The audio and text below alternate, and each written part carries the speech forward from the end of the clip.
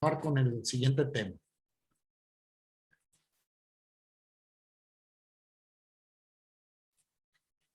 Vamos hoy. Profesor, Va. que si deja entrar a Celi. Bueno, ¿Dónde dice que no está? puede entrar. No sé si está esperando o sea problema de su equipo. No me aparece. No me ha Entonces sí aparecido. está teniendo problemas con su conexión.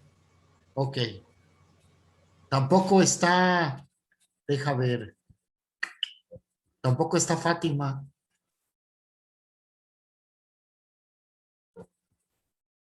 Mándenle por ahí un mensajito.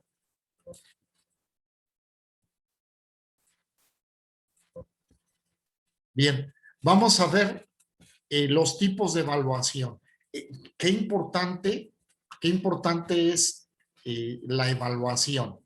Nosotros tenemos entonces un campo bien importante dentro de la psicología educativa en esta gestión de la evaluación. Y vamos a ver que la evaluación educativa busca una finalidad, ¿no? Uno, sí evaluar, pero para que la educación sea de calidad.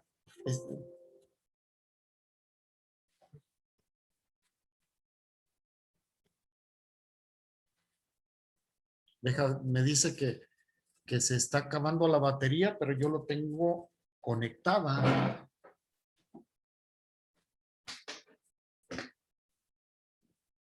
Me está mandando un mensaje.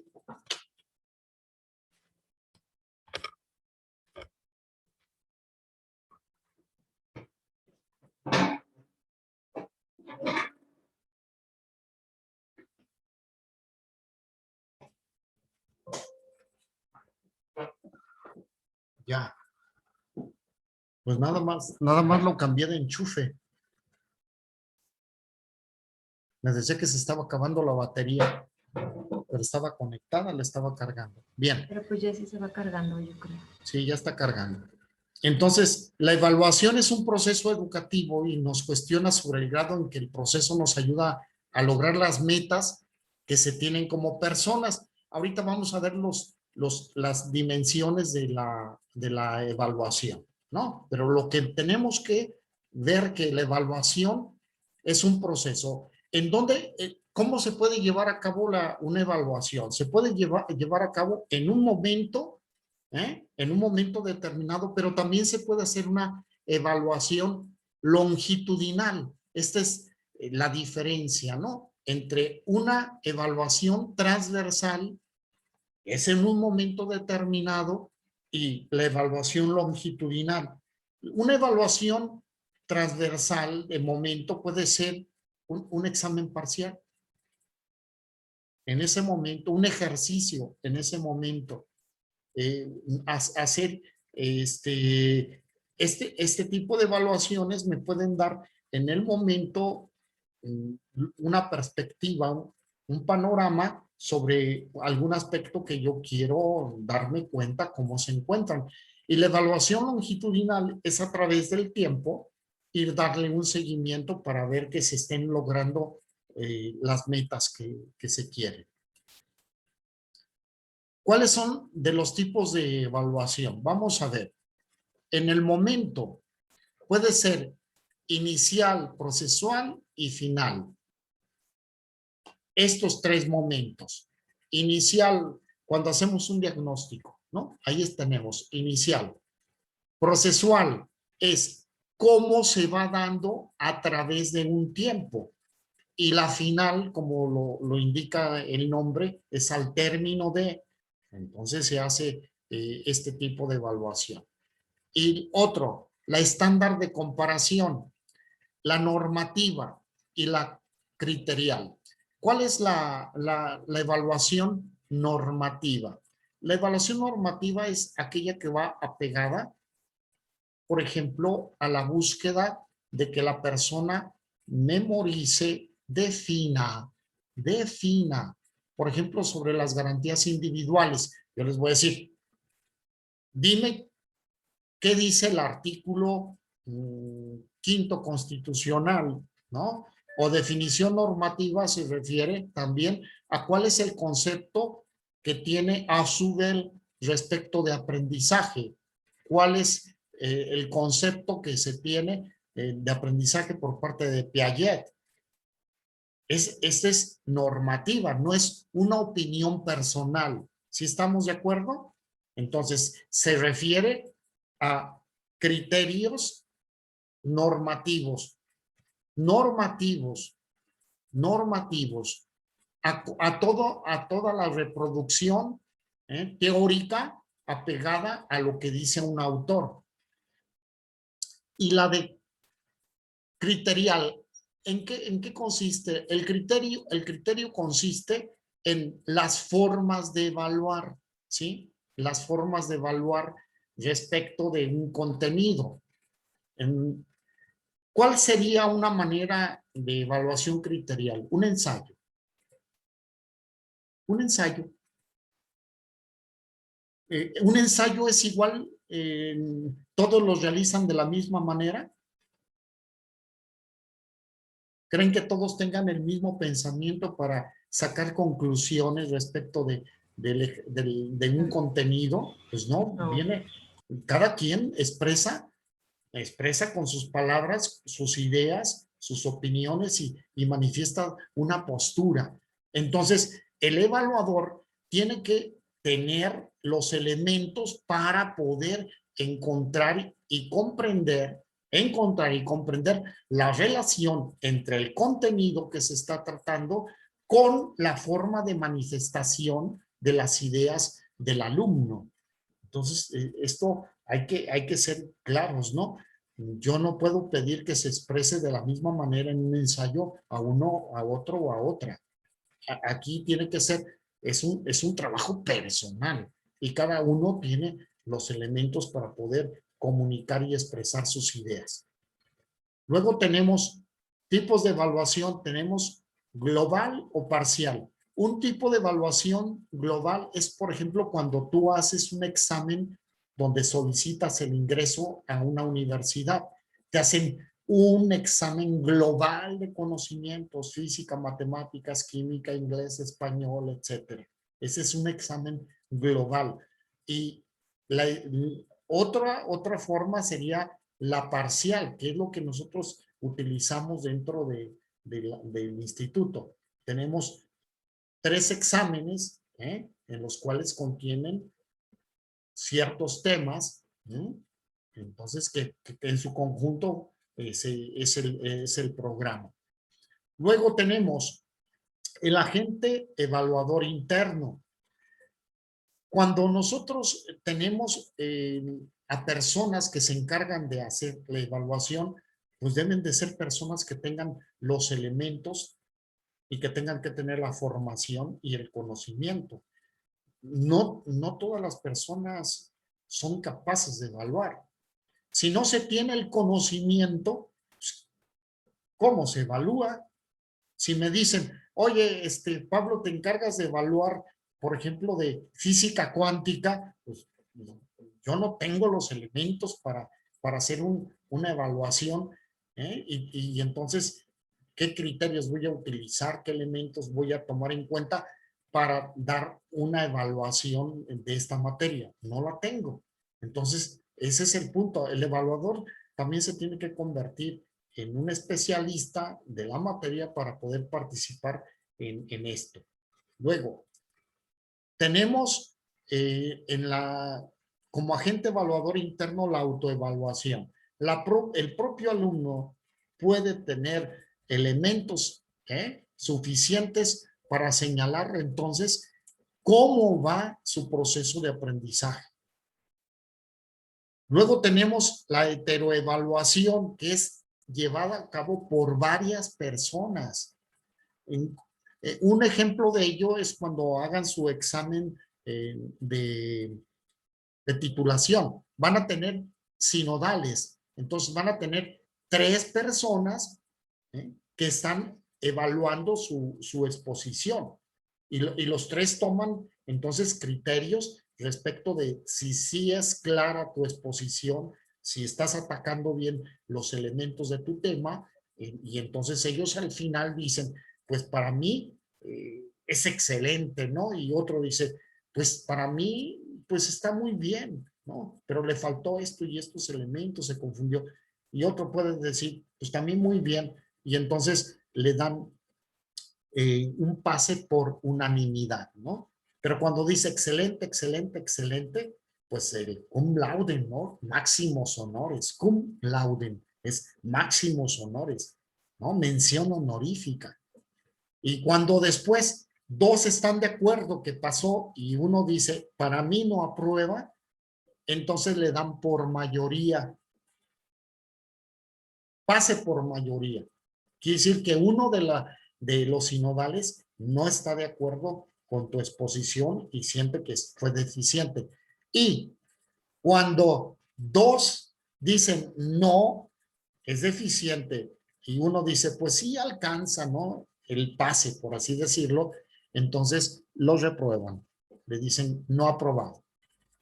Entonces ya para que vayan ubicando este tipo de evaluaciones. Y la coevaluación es entre pares, entre pares. Entre pares se van diciendo, ¿no?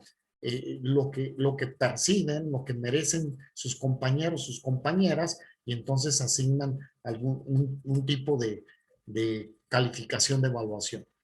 Luego tenemos la intencionalidad. ¿Para qué se evalúa? Tenemos entonces para hacer diagnósticos, para ver cómo va su proceso de formación y para ver el otro es sumativa, vamos a ver las características. Entonces es para ver en su conjunto general cómo se está integrando, todo el conocimiento y entonces cómo tiene un impacto en la persona.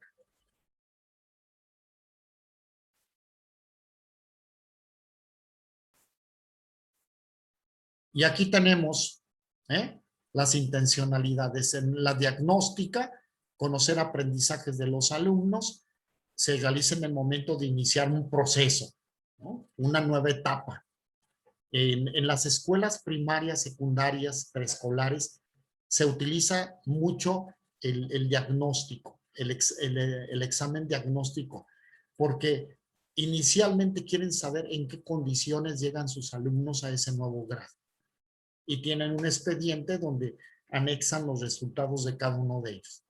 En la formativa, obtener evidencias en el proceso de aprendizaje, las que detecten logros y dificultades de los alumnos. Entonces, en la formativa, con el fin de que de retroalimentar al alumno, de retroalimentar al propio maestro para que se pueda mejorar el proceso de enseñanza-aprendizaje. Y la sumativa, se aplica a procesos y productos terminados. Esto es obtener resultados al término de una experiencia de aprendizaje. Se termina. Es como, por ejemplo, en el caso de ustedes, psicólogos, ¿sí?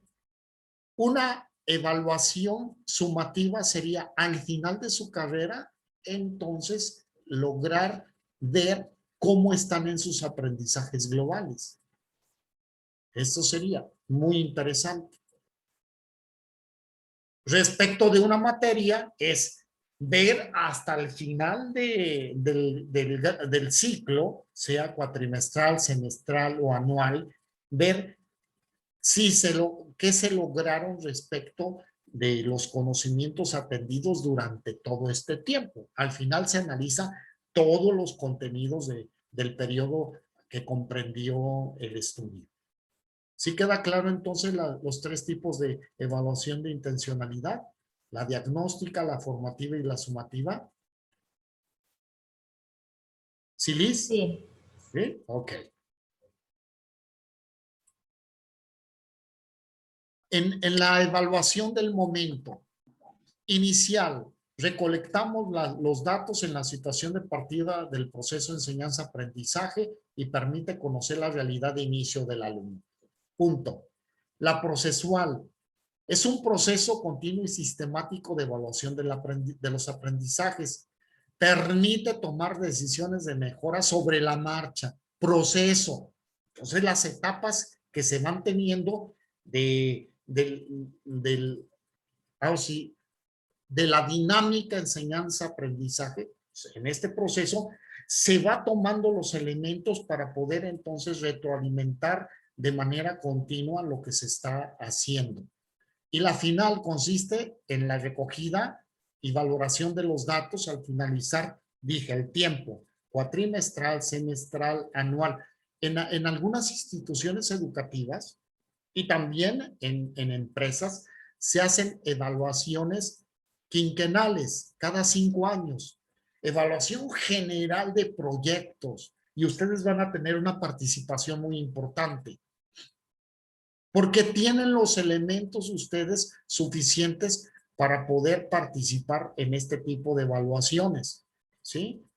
Esto es muy importante en su actuación, que tienen, fíjate bien, no todos los maestros tienen los elementos para poder llevar a cabo evaluaciones. Y ustedes van a tener que mostrarles caminos, estrategias para poder señalarles qué es lo que se requiere. Por ejemplo, si un maestro quiere hacer una evaluación diagnóstica, ¿no? Inicial, ¿en qué tiene que basarse? Por ejemplo, un maestro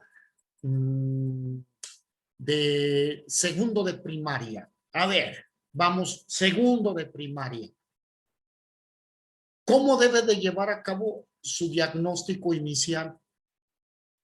¿Qué tiene que preguntar? ¿Qué ejercicios tiene que pedir que realice el alumno para poderse dar cuenta de las condiciones que tiene respecto de su grado anterior?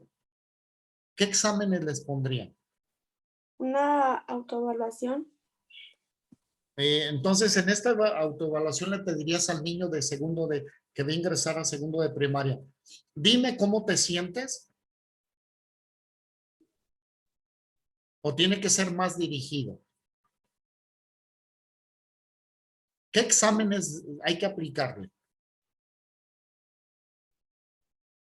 Como de conocimiento, ¿no? De conocimientos. A ver, vámonos, de conocimientos, por ejemplo, ¿qué le pedirías a ese niño para darte cuenta cómo viene del primer grado? Pues entonces tienes que ver el programa del primer grado de primaria. Tienes que ver entonces cuál fue el programa de español, cuál fue el programa de matemáticas, de ciencias, para poder entonces elaborar una prueba que verifique los aprendizajes obtenidos del grado escolar. Nosotros le llamamos perfiles. Fíjate bien, se tiene un perfil inicial de un niño de primero de primaria. En el perfil inicial, generalmente, no estoy hablando en particular, un niño que entra a primero de primaria ya sabe leer y escribir. Generalmente. No. No, generalmente no, porque los perfiles que se están dando dentro de la Secretaría de Educación Pública señalan que el preescolar es una etapa de maduración, ¿de acuerdo? Entonces, entran en el primer grado y les dan su libro para aprender a leer y luego les enseñan a escribir, etcétera, ¿no? Y ven temas de ciencias, etcétera. Entonces, se les enseñan eso. El perfil de inicio, pues el niño no sabe escribir, no sabe leer, pero sí tiene habilidades visomotrices. Puede coordinar su mano, llevó a cabo muchos ejercicios en el preescolar, ¿no? ¿Conocen ejercicios del boleado? Hacer bolitas, por ejemplo, con papel y rellenar los pétalos de una flor, ¿no?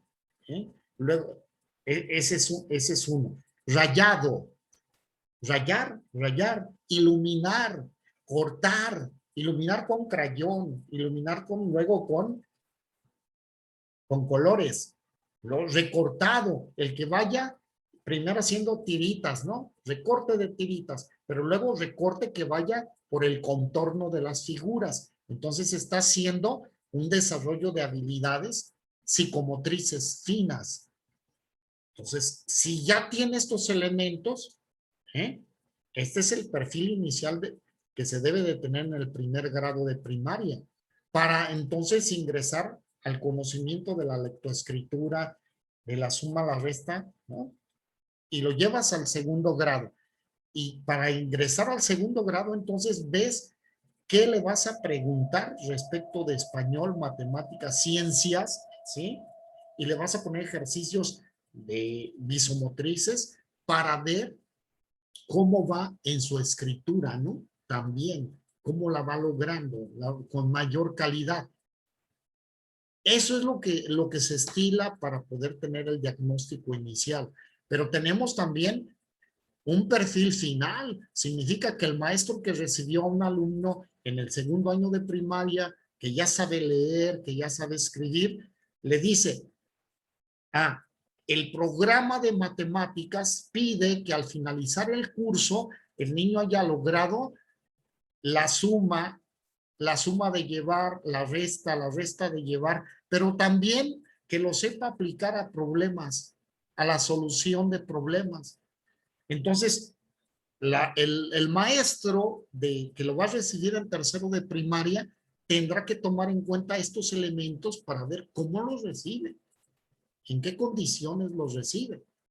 Y así es que tenemos luego rezagos educativos muy importantes en algunos niños. ¿Por qué? Porque si no lograron avanzar, por ejemplo, en el conocimiento de la suma y la resta, y en el programa de acá le están pidiendo multiplicación, ahí ya vas a tener un primer problema. No va a aprender a multiplicar. Y tenemos alumnos que van en sexto grado y no tienen lectura de comprensión. Y tenemos a niños de secundaria que no tienen dominio de la división. ¿Real o no? ¿Real o no? Entonces ahí viene tu intervención. ¿Qué hacer con esos niños? ¿Qué hacer con esos alumnos? Entonces tus estrategias es, voy a desarrollar un curso remedial para que puedan nivelarse, ¿no? Los cursos de nivelación, de regularización, para que no tengan más problemas en los futuros cursos. Entonces esto, por eso les decía que su intervención va a ser sumamente importante en relación de la evaluación.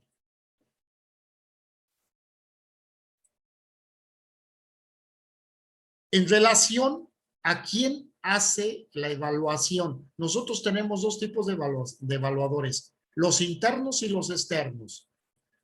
Los internos, ahí los tienes, eres tú con tu equipo, ¿no? De trabajo, con el pedagogo, la pedagoga, el psicólogo educativo, la psicóloga educativa. Ahí están los internos. Y los internos también son los docentes. Los internos también son los docentes. Pero a nivel externo, tú tienes, y es una práctica que se viene haciendo, tú tienes gente ajena a la institución, fuera de la institución, que viene a hacer evaluaciones para que te des cuenta cómo te encuentras. Entonces, las que son mamás, y ustedes también vivieron, ¿no? Esas evaluaciones que se hacían por las supervisiones escolares para ver cómo se encontraban en su nivel de conocimientos, y hasta los publican. La escuela fulana de tal tiene un nivel de promedio, ¿no? Tanto, porque ya lo refieren no solamente al niño, sino lo refieren al grupo y a la escuela. Esto se da en la actualidad.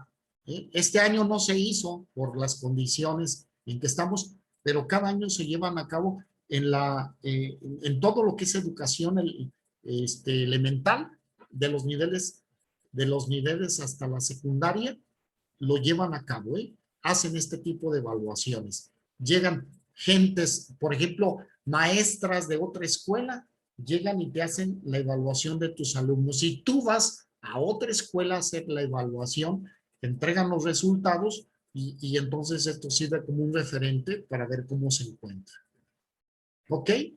Y respecto de la orientación educativa, tú tienes los elementos internos que son la psicóloga educativa, la pedagoga o el pedagogo, pero también tienes externos, psicólogos, pedagogos externos a los cuales canalizas, canalizas casos, porque sabes que se necesita de un tratamiento, de una terapia, que tú no puedes dar, lo canalizas, pero en tu gestión tienes que informarte a dónde se lleva la personita, luego, qué tratamiento le están dando, cuáles son sus resultados, etcétera, y que tengan una comunicación de este agente externo que lo tenga contigo. No sueltes esto, que lo mandaron al neurólogo pediatra. ¿Quién es el neurólogo pediatra? Perfecto, me comunico con él y le pido que me mantenga informado qué se está haciendo con ese niño, con esa niña, para luego yo también darle información, porque esta es pertinente para él. Él puede cambiar la dosis de un medicamento de acuerdo a las conductas de un alumno, de una alumna, y para él es mucho mejor para un tratamiento que sea asertivo, que sea eficiente. En la evaluación interna, nosotros tenemos esto, ¿no? La autoevaluación, heteroevaluación y la coevaluación. ¿De acuerdo?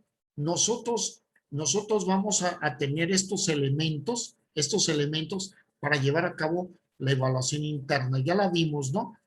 La autoevaluación, se evalúan el propio trabajo, pero también el maestro puede evaluar su propio trabajo. A ver, pregunto, un médico que está dando clases aquí a ustedes, ¿puede evaluar, por ejemplo, a la maestra, un médico, fíjate bien, perfil médico, ¿puede evaluar a la maestra que está dando psicometría?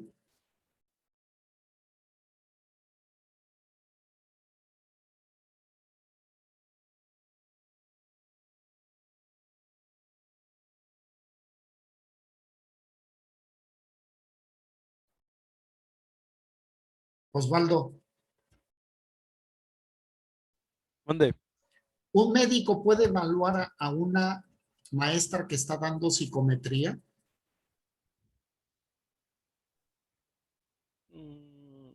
No. No, no tiene el perfil. Los médicos pueden hacer evaluaciones entre ellos, pero no pueden hacer evaluaciones de otras áreas, ni un psicólogo puede hacer evaluaciones de un ingeniero industrial. No, no puedes, no tienes los elementos. Entonces tenemos que hacer acciones muy claras para, para tener los roles que puedan ser los adecuados respecto de quién evalúa. Después tenemos la evaluación. Se evalúa una actividad, objeto, producto por evaluadores distintos a las personas evaluadas. Cuando presentan, por ejemplo, un trabajo final, ¿no? Voy a hablar en concreto, por ejemplo, una empresa de calzado. Se presenta un zapato, ¿verdad? Ahí está el zapato, ahí la exposición del zapica. No sé si sea esa, donde exponen hay una exposición del calzado. Todos presentan su producto terminado, ¿ok? Para poder llevar a cabo este producto terminado, ¿quién tuvo que participar en la evaluación de la calidad del zapato?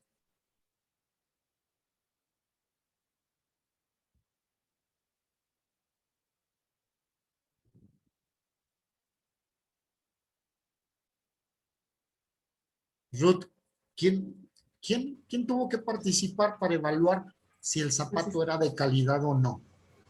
Pues el ingeniero, bueno, es que ahí pues empieza el diseñador, ¿no? Pero al final, pues el ingeniero No, ahí encargado está. es el que... No, sí estás bien, Ruth. Empieza el el que diseñador, define. ¿de acuerdo? Ujú. Luego tenemos a quién, dijiste. El ingeniero industrial, que El es como los ingeniero que se encargan industrial, pues, de toda la planta, ¿no? Entonces el el que ingeniero industrial define. con especialidad en producción de calzado. Ajá. Luego, Y bueno, al final, pues son los compradores. y el comprador, ¿cómo lo sientes, no? Te lo pones y todo. Pues hay una evaluación del producto terminado. Sí. Tú puedes comprar inclusive un auto nuevo y te sientas en el coche y dices, el asiento no me gusta. Quiere decir que Ajá. no es ¿cómo? ¿Ergo qué? Ergonómico. Ergonómico, que no te sientes bien, te sientes muy incómodo por el asiento. O sientes que los pedales están muy duros, ¿no? Del clutch, ¿no? Del acelerador. Entonces, hacen una evaluación de todos esos puntos, distintas personas, desde los especialistas hasta el usuario, y dan puntajes acerca de eso. Dan puntajes acerca de eso para poder determinar la calidad del automóvil. Pues así también es en la educación desde diferentes puntos de vista. Por ejemplo, un ejercicio que yo hacía es al maestro de sexto lo pasaba en una semana a trabajar con el grupo de quinto grado, con el objeto de ¿qué? De ver cómo venían en sus procesos de aprendizaje y darle indicaciones, observaciones de todo esto al maestro o maestra de quinto para que lo tomara en cuenta.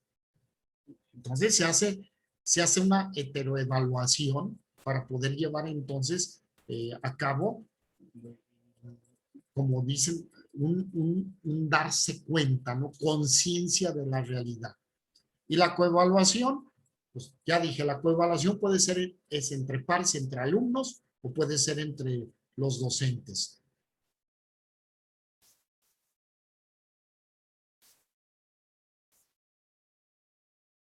Y la evaluación referida a la extensión, ¿no? Ya dijimos, los exámenes, la evaluación puede ser global o parcial. Y aquí me voy a esto otro. La comparación en el criterio de norma, en este caso existe un grupo de comparación previamente establecido, donde el referente de comparación es el nivel general de un grupo normativo determinado. Esto se hace en investigación y lo vi con ustedes en filosofía de las ciencias, ¿sí? Se tiene un grupo control y un grupo experimental, ¿no?